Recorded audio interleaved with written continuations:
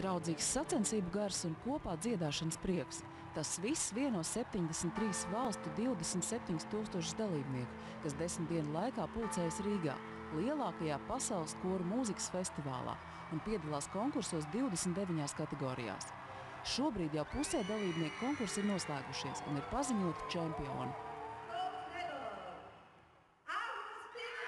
Čempionu godā sieviešu koru kategorijā tika celts Dānijas koris.